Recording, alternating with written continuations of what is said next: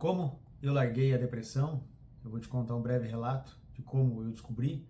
E para quem não me conhece, eu sou o Bruno Augusto. Por muitos anos eu fui tripulante, né? Fui comissário de voo e aproximadamente 12 anos atrás eu estava no avião e eu senti escurecer e esquentar aqui a lateral do meu rosto e eu apaguei, desmaiei. E depois de um tempinho ali desmaiado, quando eu acordei, eu já não sentia nada do desmaio, como se eu tivesse acordado e nada tivesse acontecido. E os amigos ali que me ajudaram, eles disseram: poxa, você desmaiou, cara, você ficou aqui uns segundos desacordado. E como é que você tá? O que você tá sentindo? Eu falei: poxa, eu tô sentindo nada.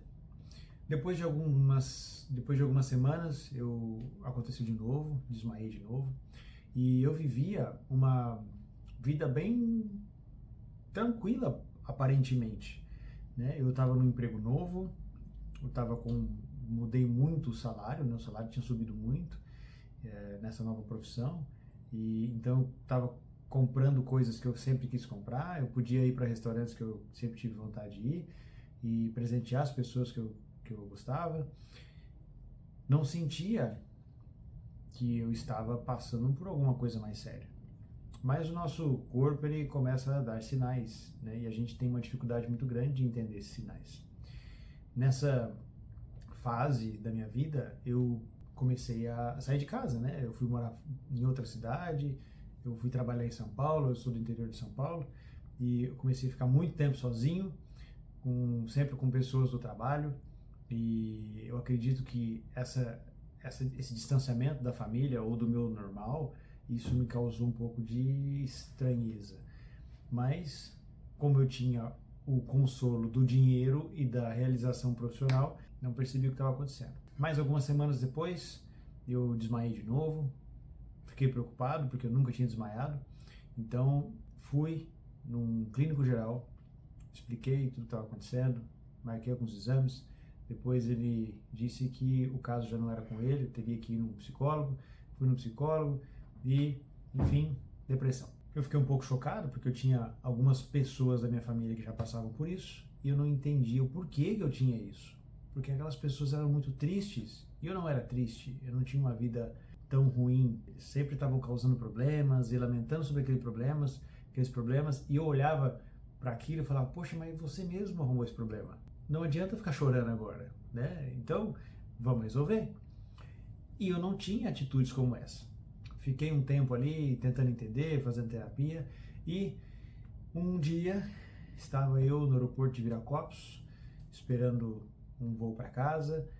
Fiquei ali 2 horas no aeroporto e quando eu olho para o lado, tinha um livro do Dr. Augusto Cury. Não sabia quem era. Comecei a ler esse livro, um livro de capa branca, chamado Ansiedade. Eu me conectei muito com esse livro. Ele parecia que o doutor estava falando comigo, explicando meus problemas ali e as causas e os efeitos de cada situação. Nessas 2 horas que eu fiquei no aeroporto e também o voo para casa, eu li o livro todo. Chegando no meu destino, eu fui até uma biblioteca. Naquela época não tinha Amazon, ou se tinha, eu não conhecia, e fui lá na biblioteca, perguntei sobre esse tal médico, Dr. Augusto Cury. Falei: me dá todos os livros que você tem desse rapaz, que eu vou ler tudo. Ele veio com uns 30. 30 acho que eu exagerei, mas tinha uns 10 livros dele. Ele escrevia vários livros. E eu falei: poxa, eu vou levar e eu quero ler tudo, quero aprender isso, quero entender o que está acontecendo comigo. Hoje eu entendo que eu tenho um perfil conforme, e o conforme ele gosta de entender, né, o porquê das coisas, entender das métricas e tudo mais. E isso foi muito bom para mim, porque eu comecei a estudar, entender meu comportamento e comecei a observar os sinais que o meu corpo dava. Situações onde eu me envolvi em estresses, e esses estresses, o porquê que isso era causado. O que aconteceu? Qual foi o gatilho que me levou a ter isso? Eu falava com qualquer um, qualquer coisa eu estourava, começava a discutir, arrumava briga com um monte de gente, e eu não entendi o porquê. Comecei a entender esses gatilhos, e foi assim que eu comecei a resolver item por item de tudo que fazia mal na minha vida. Cara, a gente é muito influenciado pelos nossos ambientes, pelas nossas amizades, pela nossa família, a nossa criação, como tudo isso foi instalado na nossa mente, e isso causa um problema muito grande pra gente, porque tudo isso que foi construído ao longo de anos, eu tinha que desconstruir, eu tinha que entender e melhorar e viver de uma maneira diferente. Comecei a tratar um a um, comecei a me interessar mais por neurociência, programação neurolinguística, comecei a ler muito sobre essas coisas e eu comecei a ter outro problema depois disso. Eu já não sentia mais os efeitos da depressão, comecei a ajudar pessoas, a parte espiritual me ajudou muito, porque eu tinha um contato muito grande com Deus, mas eu não entendia algumas coisas por religiosidade. A religiosidade me impedia de enxergar muita coisa. Então eu comecei a levar um caminho solo, entender as coisas da maneira como eu interpretava, e se fizesse bem para mim, beleza. Se não fizesse, eu ia procurar uma outra maneira de entender aquilo. Eu não abria mão daquilo, eu não me contentava com aquela informação de que é assim que tem que ser. Só confia e faz o que eu estou te falando. Eu queria entender, porque se Deus escreveu a Bíblia, é porque Ele quer que você interprete e entenda. Ele quer que você interprete aquilo que você está lendo e realmente faça sentido. Senão não tem um porquê Ele fazer um livro que você não entenda. Foi um ciclo e foi como se fosse uma engrenagem, onde todos os elos dessa engrenagem tinham que funcionar. Eu comecei a tratar item a item. Essa quantidade de informação que eu comecei a colocar na minha cabeça gerou um outro problema, crise de ansiedade. Eu fui fazer um programa do Pablo Marçal, onde eu tinha que ler 53 livros no ano, 53 documentários, ler a Bíblia completa e fazer 365 pílulas de tarefas ao longo desse ano. Chegou em outubro, fazendo fielmente ali todo o programa, lendo aquele monte de livro, eu comecei a ter sintomas de crise de ansiedade. Vários sintomas. Eles começaram rápidos e intensos. Isso me deixou muito preocupado, porque eu estava tentando mudar de vida, fazer coisas que eu precisava fazer, que eu comecei a entender muita coisa ao mesmo tempo. Só que eu acredito que cada um tem um tempo e uma velocidade para desenvolver as coisas. E você se comparar com pessoas de alta performance, em um momento que você não consegue ter essa performance, vai te trazer uma ansiedade, porque você começa a se comparar e você olha para essa pessoa e fala, poxa, eu sou incapaz e essa pessoa consegue muito mais do que eu, então eu dou conta, eu vou fazer, eu vou causar, eu vou arrumar tudo que está errado na minha vida, mas as coisas não são assim. Eu precisei aprender a descansar. O engraçado é que eu tinha lido sobre isso há muito tempo atrás na Bíblia e não fazia sentido. É por isso que, já li Gênesis, leia de novo, já li Provérbios, lê todo dia. Momentos diferentes da sua vida vai fazer você entender coisas diferentes. Eu li um outro livro chamado A Única Coisa. E nesse livro ele fala o seguinte: qual é a única coisa que você precisa fazer hoje que vai deixar você mais próximo do seu objetivo? Só faz essa coisa. Claro que se você pode fazer essa coisa, né? Somente essa coisa. E eu comecei a entender que eu só precisava fazer o que eu tinha que fazer, e não o que as pessoas pediam para eu fazer, e não o que os coaches pediam para eu fazer. Nada contra coach. O problema é que no Brasil a profissão de coach ela foi muito mal falada por pessoas que não são coaches. Coaches, eu acredito que tem uma escola de formação de coach no Brasil.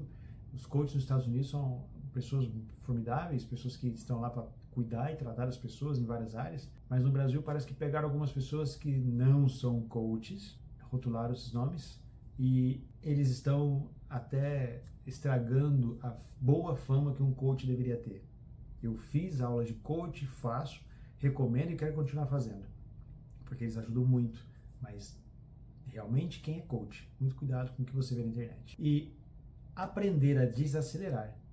O livro fala, comece a sua programação, sua agenda, pelo seu desfrute, pelos seus descansos, porque é dali que vem o renovo, desses períodos que você precisa para recarregar a energia. Algumas outras coisas que me fizeram muito mal durante esse período foi consumo de álcool. Eu entendia que o álcool me deixava mais feliz e era um pico de dopamina, só que no pós-período de álcool no teu sangue ele te dá uma depressão.